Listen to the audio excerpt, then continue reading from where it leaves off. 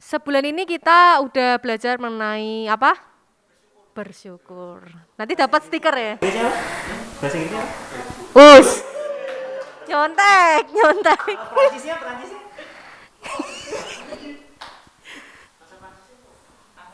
Oh iya. Betul, betul. Ternyata bahasa Perancis enggak jauh beda sama bahasa Jawa ya.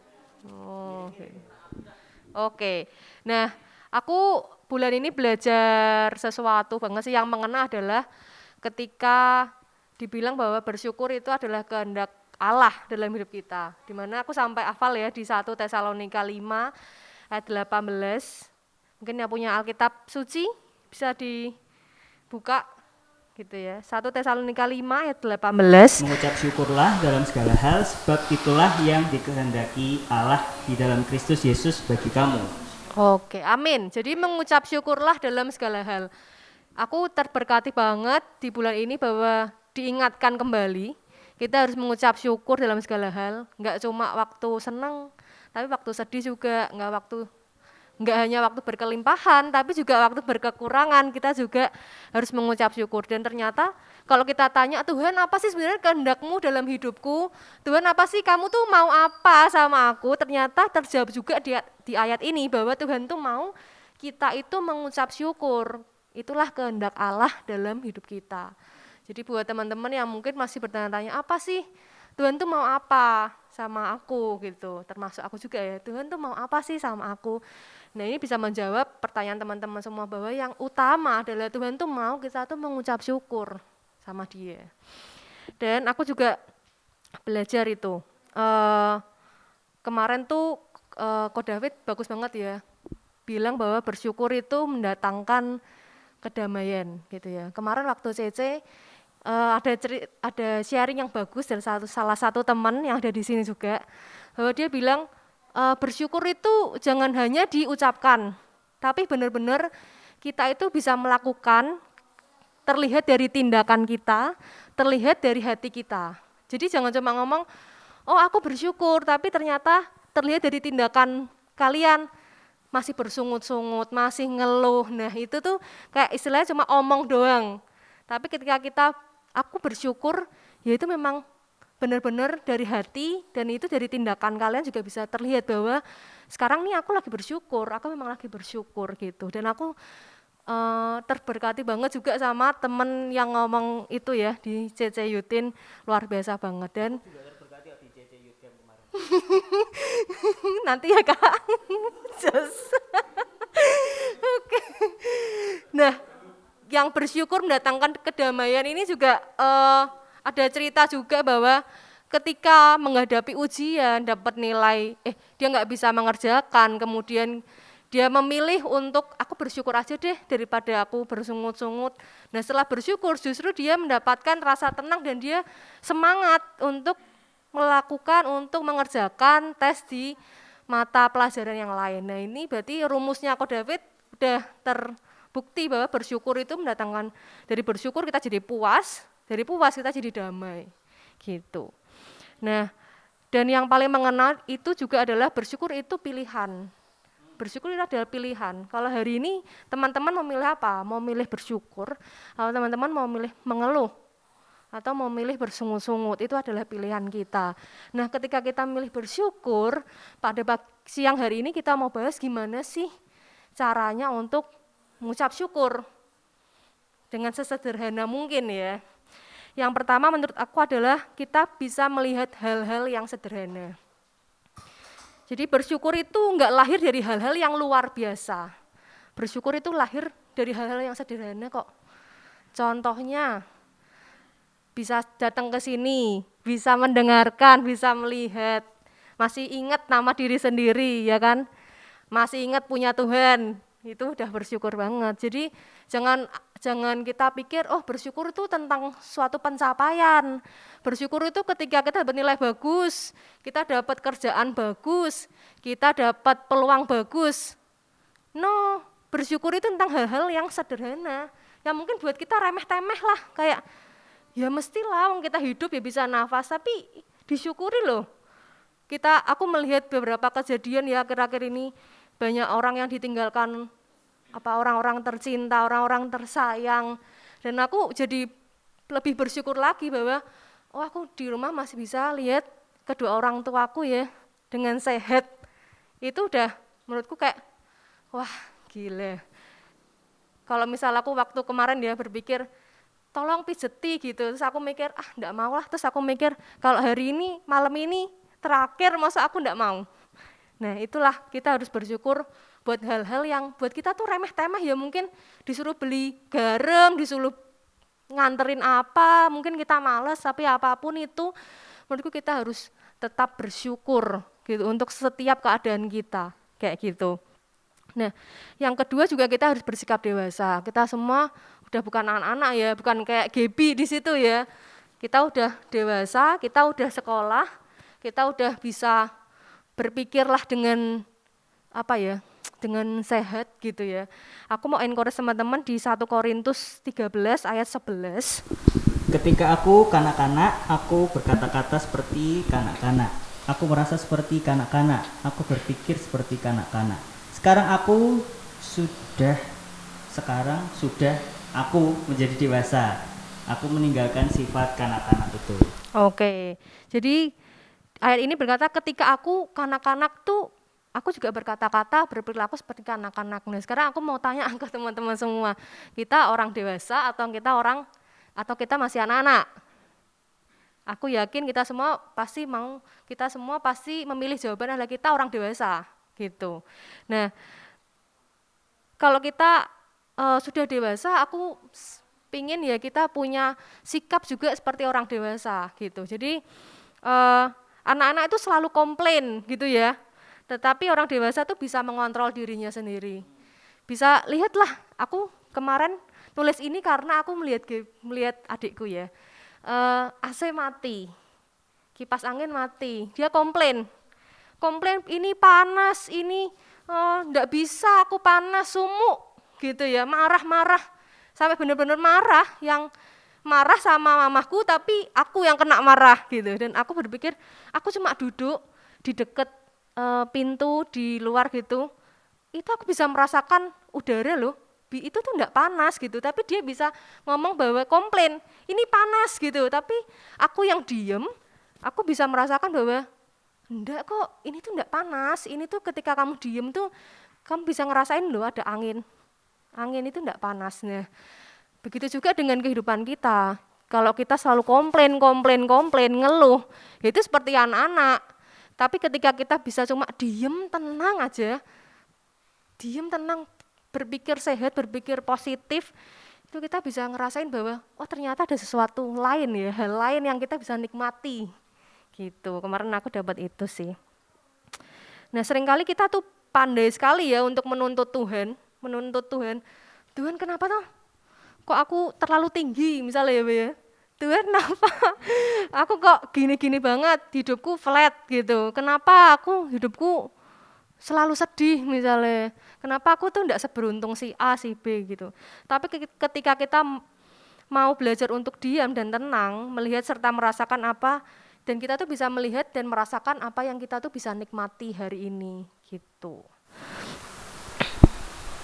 Kemarin Martina juga cerita, boleh ceritain? Boleh, dia katanya minta diceritain. Dia juga punya pengalaman tentang bersyukur teman-teman. Dia dapat pengalaman gini, dia ke Avamidi ya, nanti bisa ke satu minimarket, habis itu tuh bayar pakai aplikasi Orange yang sering kita pakai, terus menurut yang jaga transaksinya belum kebayar, belum masuk gitu toh, tapi di aplikasinya itu udah potong. Terus habis itu berdebat toh, terus ini gimana gitu. Sampai hari ini sebenarnya belum ada penyelesaian, barangnya belum diterima, terus ya masih belum selesai gimana ujungnya gitu. Nah tapi dia cerita anehnya waktu mengikhlaskan itu, maksudnya sikap hatinya ikhlas tapi tetap dijaga, ini kalau dapat barangnya ya begitu juga ya kan. Terus dijagain ikhlas, dia bilang tiap hari ya ada aja yang datang gitu. Jadi kayaknya apa yang diikhlaskan itu jadi eh, dibayar gantinya gitu loh sama alam sendiri, sama Tuhan sendiri gitu. Terus ya aku juga ikut bersyukur juga ya, maksudnya bukan jadi satu masalah lagi masalah itu gitu loh, bukan jadi fokusnya ke situ-situ aja, udah ikhlasin aja, ternyata malah sesuatu yang lain dikasih ke kita saat kita ikhlas. Mungkin nggak instan kayak Martinda cerita ke aku ya, maksudnya seketika itu juga, besoknya, malamnya, sorenya ada aja gitu. Tapi menurut aku dia udah sering kali ngadepin ya, mungkin jadinya rasanya jadi lebih cepet. Terus kalau aku tanya ke teman-teman, mungkin minggu ini lagi kalau mau apa, kalau kira-kira apa minggu-minggu ini atau tadi pagi gitu tentang bersyukur apa Be? Apa yang bisa kita syukuri minggu-minggu ini? Wih, ya tapi aku bersyukur loh Be, tadi di depan. Terima kasih. Kalau aku tuh minggu-minggu ini tuh bersyukur karena sempat kemarin Sabtu itu persis aku udah enak badan, bener-bener panas. Terus apa, kayak bingung gitu mas, ada rencana juga mau izin, tidak bisa pelayanan. Tapi pas tadi pagi bangun, seger. Jadi harus bisa pelayanan lagi, itu sih ini kalau aku hari ini.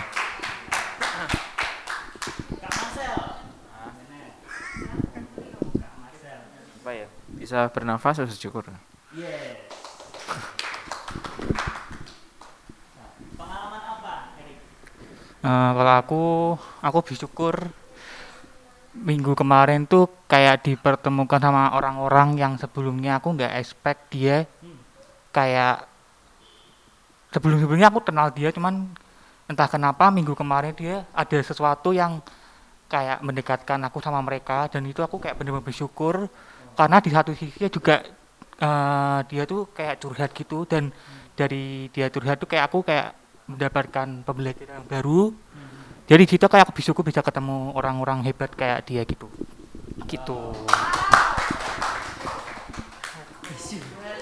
Nangis.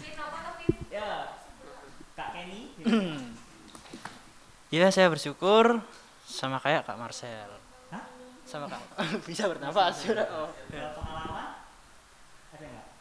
Sebenarnya ada sih, Kak. Nah, itu. Apa ini? Pesen contoh ya. Tapi ini masih apa ya? Belum siap nih ngomong Kak, privasi. Privasi. Kalau aku sih seminggu ini belum ada. Kalau aku seminggu ini belum ada pengalaman sih. Tapi aku bersyukur masih diberi kekuatan buat hidup, mencari nafkah. Ya, terima kasih. Kalau aku bersyukurnya bisa lihat keluarga komplit sama bisa memuji Tuhan.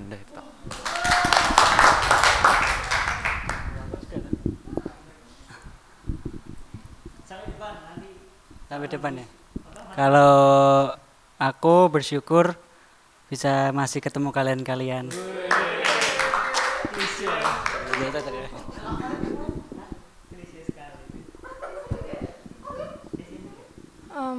Aku bersyukur karena bisa menyelesaikan tugas-tugas yang mungkin belum terselesaikan, diberi kemudahan juga buat menyelesaikan masalah-masalah. Mantap, tepuk tangan.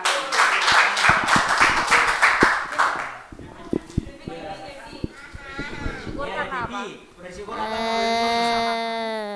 Bisa makan. Bisa makan. Oh iya, mantap. Bisa lagi. Bisa cuci baju. Yang sini bungkut, yang sini enggak. Minum. Bisa minum. Tidur enak deh.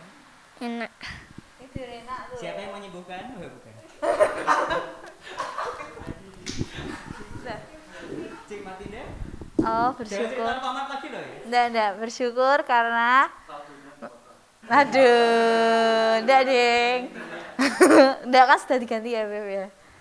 Oh, iya. Bersyukur karena masih bisa pelayanan.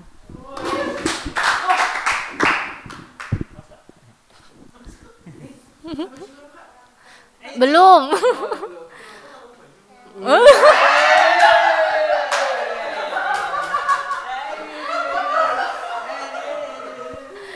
Sabar Golden, gak usah pergi.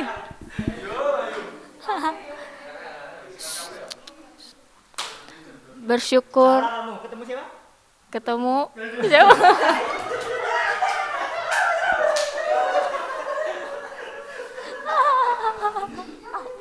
Lu bukan juga ketemu kan? Bersyukur karena boleh kembali ke Semarang dengan badan yang sehat dan juga happy kayak gitu. Oh, nyuruh lanjut. Terus juga masih bisa bertemu dengan teman-teman dan juga boleh setiap hari bisa komunikasi dengan baik dengan keluarga. Mantap. Tepuk tangan. Mantap. Teman-teman semua. Mari kita tutup dalam doa. Ada satu cerita teman-teman. Yuk kita apa dulu? Ada aplikasi suci di handphone. Mari kita buka bersama-sama. Dalam hitungan 1, 2, 3. Hah? HP hilang. Yuk kita berkati. Barengan. Iya. Ya, yuk. Markus 10:17 sampai 18. Markus 10 ayat 17 sampai 18. Oke, aku ganjil, teman-teman genap ya. Iki sing ganjil dia segede dia. Pada waktu Yesus berangkat untuk meneruskan perjalanannya, datanglah seorang berlari mendapatkan dia dan sambil bertelut di hadapannya, ia bertanya, "Guru yang baik, apa yang harus kuperbuat untuk memperoleh hidup yang kekal?" Jawab Yesus, Tak seorang pun yang baik selain daripada Allah saja. Oke, menurut teman-teman kenapa nih seorang ini tuh sampai lari-lari gitu mendapatkan dia dan bahkan sambil bertelut di hadapannya? Kenapa? Ayo jawab. Random. Siapa? Apa Mas Bay? Yes, ujian ke. Kenapa kok sampai lari-lari nih? Kira-kira kenapa? Kenapa weh?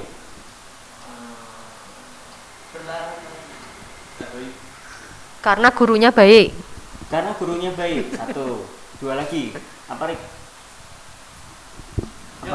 Apa? Karena orangnya itu dia pengen tanya caranya hidup kekal.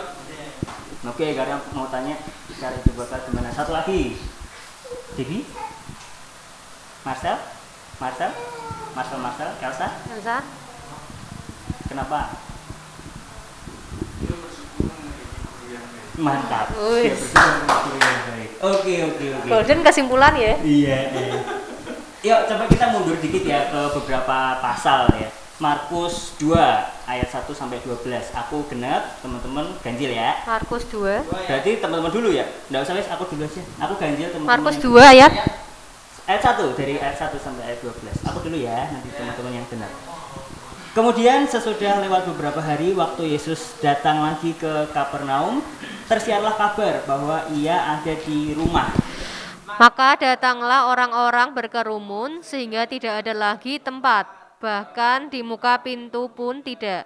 Sementara ia memberitakan firman kepada mereka. Dan ada orang-orang datang membawa kepadanya seorang lumpuh dipotong oleh 4 orang. Tetapi mereka tidak dapat membawanya kepadanya karena orang banyak itu. Lalu mereka membuka atap yang di atasnya. Sesudah terbuka, mereka menurunkan tilam tempat orang lumpuh itu terbaring. Ketika Yesus melihat iman mereka, berkatalah ia kepada orang lumpuh itu, "Hai anakku, dosamu sudah diampuni." Tetapi di situ ada juga duduk beberapa ahli Taurat. Mereka berpikir dalam hatinya, Mengapa orang ini berkata begitu? Ia menghujat Allah. Yang dimaksudkan Yesus ya ini ya. Siapa yang dapat mengampuni dosa selain daripada Allah sendiri? tetapi Yesus segera mengetahui dalam hatinya bahwa mereka berpikir demikian. Lalu ia berkata kepada mereka, "Mengapa kamu berpikir begitu dalam hatimu? Manakah lebih mudah mengatakan kepada orang lumpuh ini, dosamu sudah diampuni, atau mengatakan, bangunlah, angkatlah tilammu dan berjalan? Tetapi supaya kamu tahu bahwa di dunia ini anak manusia berkuasa mengampuni dosa." Berkatalah ia kepada orang lumpuh itu, Kepadamu kukatakan, bangunlah, angkatlah tempat tidurmu, dan pulanglah ke rumahmu. dan orang itu pun bangun, segera mengangkat tempat tidurnya dan pergi keluar di hadapan orang-orang itu.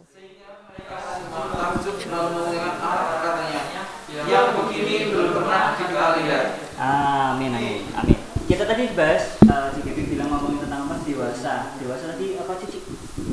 Dewasa. Dan melihat dari hal-hal sederhana. Dewasa kita lihat dari hal-hal sederhana.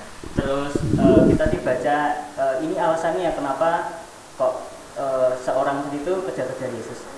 Dewasa yang tadi kita bahas tuh teman-teman juga bicara tentang menerima atau terbuka sama keadaan yang kita lihat di sekitar teman-teman sendiri.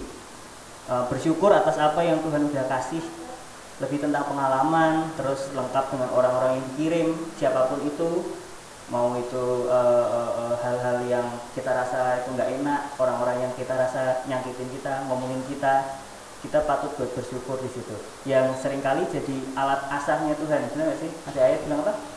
Manusia menajamkan sesama manusia, menajamkan besi, manusia menajamkan sesama manusia. Lalu kita jawab ya, lalu kenapa seorang ini tuh lari-lari dapetin Yesus dan bahkan sambil bertelur di hadapannya? Karena dia ini habis lihat hal-hal yang keren. Tadi kan diturunin dari atas tuh ada seorang lumpuh yang diturunin saking penuhnya tempat, harus dituruninnya lewat atap, nggak bisa lagi terobos lewat dalam. Terobos aja nggak bisa. Gitu terus sampai dibuka itu gentengnya. Kalau zaman sekarang mungkin harus bobol ini ya. Repot sekali. Terus dia habis lihat hal-hal keren itu, terus makanya dia, wah bisa nih aku tanya tentang hidup yang kekal sama Yesus. Beberapa kita mungkin mikir nih, ini seseorang ini ambisius, benar gak sih? Kayaknya bisa dapetin, maksudnya teman-teman ngerti ceritanya kan, dia seorang yang kaya, habis itu apa? Dia lihat Yesus, aku bukain sedikit tadi, ternyata dia habis lihat hal-hal keren, wah ini ambisi banget nih, dia pengen punya hidup yang kekal. Tapi kita bisa lihat nanti kita baca lagi, seorang ini tuh ternyata nggak seambisius itu sih ternyata. Dia masih punya hati yang tulus. Lalu kita baca lagi di ayat 21 dari Markus pasal yang 10. Mari kita baca. Pasal 10 21.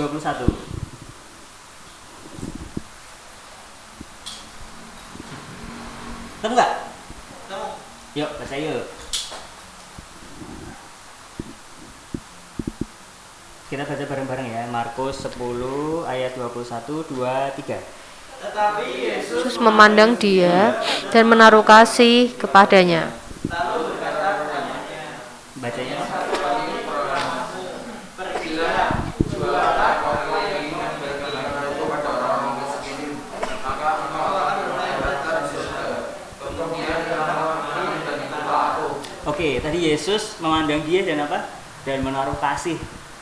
Tadi pagi kita lihat Koiman kan ngomongin tentang, maksudnya Tuhan ngerti gimana kita, gimana bahkan sampai hati kita, sikap kita. Koiman ngomongin tentang anjing tadi, dia bisa baca kan, oh ini tulus, ini enggak. Kita bisa ngerti ternyata seorang itu masih punya hati yang tulus gitu ternyata teman-teman, karena Yesus memandang dia dan menaruh kasih kepadanya.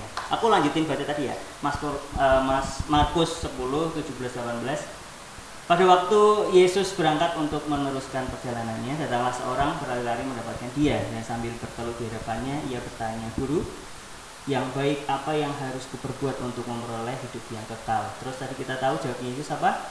Mengapa kau katakan aku baik? Tak seorang pun yang baik selain daripada Allah saja. Coba kita baca lagi teman-teman, baca yang ganjil, aku yang genap ya. Markus 10, 19 sampai 23. Engkau tentu mengetahui segala perintah Allah. Jangan membunuh, jangan berzina, jangan mencuri, jangan mengucapkan saksi dusta, jangan mengurangi hak orang lain, hormatilah ayah dan ibumu. Lalu kata orang itu kepadanya, Guru, semuanya itu telah kuturuti sejak masa mudaku. Tetapi Yesus memandang dia lalu menaruh kasih kepadanya, kita tidak baca. Lalu hanya satu lagi kekuranganmu, pergilah, jualah apa yang kau miliki dan berikanlah itu kepada orang-orang miskin. Maka engkau akan beroleh apa? Harta di surga. Kemudian datanglah kemari dan ikutlah aku. Ayat 22-nya, mendengar perkataan itu, ia menjadi kecewa lalu pergi dengan sedih sebab banyak hartanya. Aku mau tanya lagi deh. Menurut teman-teman gimana seorang ini? Kira-kira persis kita banget nggak sih? Maksudnya kita udah pengen ngerti banget tentang bersyukur. Ternyata simpel banget kan, tadi Ci Dewi bilang di awal apa? Yang pertama apa ini? Hal-hal yang sederhana. Lihat hal-hal yang sederhana. Habis itu kita harus jadi dewasa. Menurut aku, dia udah lakuin semuanya ini gak sih? Dia bilang, aku udah lakuin semuanya itu. Aku terus Yesus bilang, itu kan bukan kayak 10 perintah Allah, bener gak sih? Ayat 20, kita baca bareng-bareng lagi ya. 20, ayat 20. Ya, 2, 3. Lalu kata orang itu kepadanya, Guru, semuanya itu telah kuturuti sejak masa mudaku. Gila nggak? Mungkin ini udah cukup berumur mungkin ya. Dia pengusaha muda mungkin. Dari muda dia udah jalanin semuanya itu. Dia udah bener-bener tekun banget. Mungkin dia jagonya bersyukur sampai ya masa enggak Tuhan nggak kasih hasil kerja kerasnya gitu kali ya. Nah, teman-teman ngerti nggak sebenarnya dari awal Yesus tuh udah menyatakan dirinya. Jawabannya udah dikasih tahu dari awal. Dia nyatain kalau seorang yang dicari ada di depan matanya dia sendiri. Cara dapat hidup yang kekal sebenarnya udah dikasih tahu. Aku bacain aja nih, Markus 12, 29-31. Jawab Yesus, hukum yang terutama ialah, dengarkanlah hai orang Israel, Tuhan Allah kita, Tuhan itu Esa.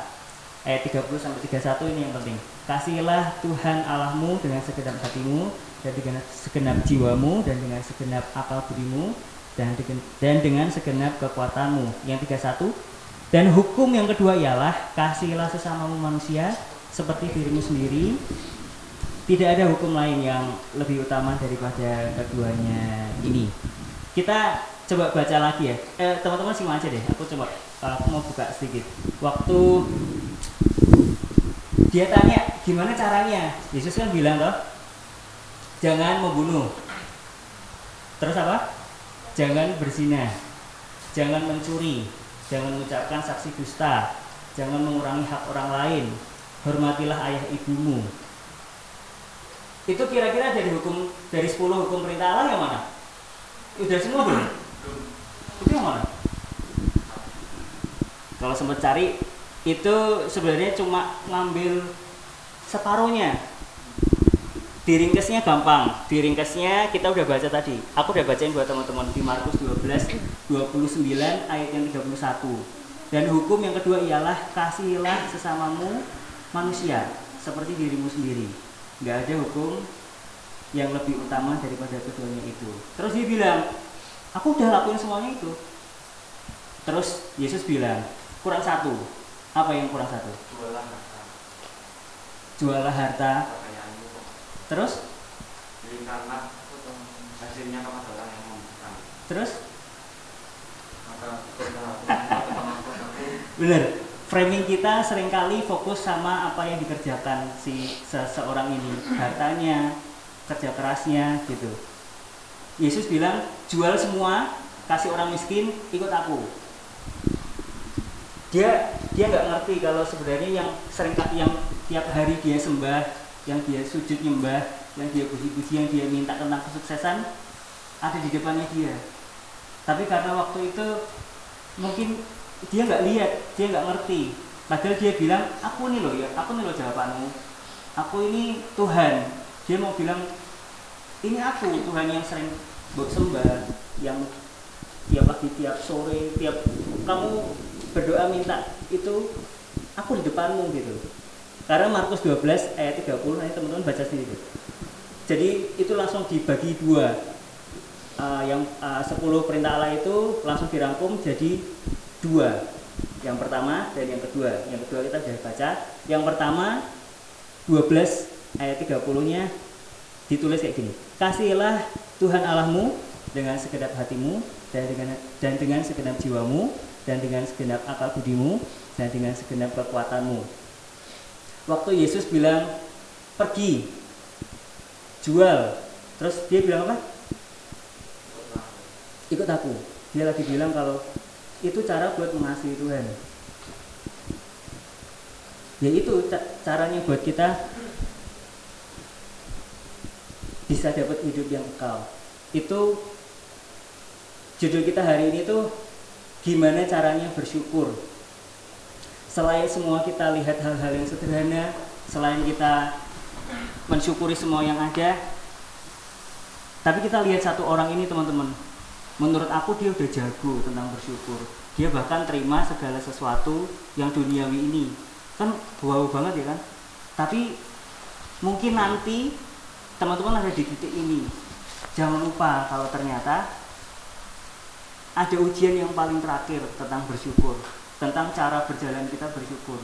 Kita kadang lupa, kita ketutupan sama kesuksesan, kita bahkan jadiin perjalanan kita turun ke lembah, tempat-tempat susah, tempat kita ngadepin orang yang ngomongin kita, itu tuh jadi kayak kebanggaan kita gitu.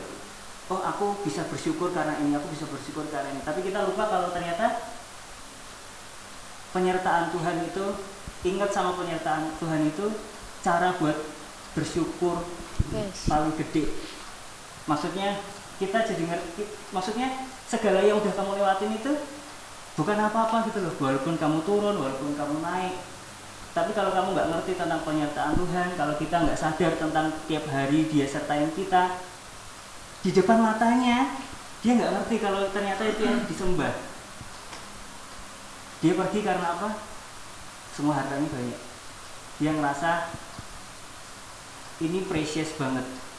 Mungkin buat kalau aku ngomongin sore ini ya, pagi siang ini ya paling aku cuma mau titik berat di seringkali kan orang bilang susah untuk bersyukur dari keadaan yang buruk. Kita gampang bersyukur buat hal-hal yang mudah. Tapi kalau hal-hal yang buruk itu jadi piala kita pun menurutku itu juga sia-sia. Oke. Nah, kita udah belajar tadi, kita lihat dari hal sederhana, kita bersikap dewasa, terus kita menyadari penyertaan Tuhan, kita sadar bahwa Tuhan tuh yang menyertai hidup kita. Kita harus apa ya istilahnya ya taat ya sama apa yang Tuhan mau gitu. Nah, ada satu pesan yang bagus nih aku dapat di pesan teduh punya Pastor Foni. Dikatakan gini, aku melihat banyak sekali orang-orang yang hidup tapi tak hidup.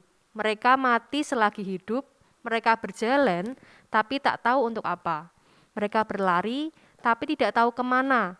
Tapi aku ingin menghidupkan setiap hariku dengan tidak mengisinya dengan tumpukan kekhawatiran dan keinginan yang berlebih. Dengan lebih banyak menikmati daripada terus mencari. Dengan lebih memaknai daripada sekadar menjalani. Aku ingin sungguh-sungguh hidup. Nah dari pesan ini, seberapa banyak sih dari kita yang ingin punya hidup yang benar-benar hidup, yang kita benar-benar bisa memaknai lah hidup ini. Kita nggak sibuk untuk terus mencari, kita nggak sibuk untuk terus berkompetisi. Memang hidup ini berkompetisi, aku percaya itu. Tapi seberapa banyak dari kita yang mau memaknai, bahkan kita memaknai kompetisi itu. Kuncinya satu, bersyukur. Ya, tepuk tangan buat teman-teman sendiri ya. Aku percaya siang hari ini bisa jalanin setelah ini, detik setelah ini buat tetap bersyukur dan ngerti kalau penyertaan Tuhan itu jauh lebih dahsyat. Amin.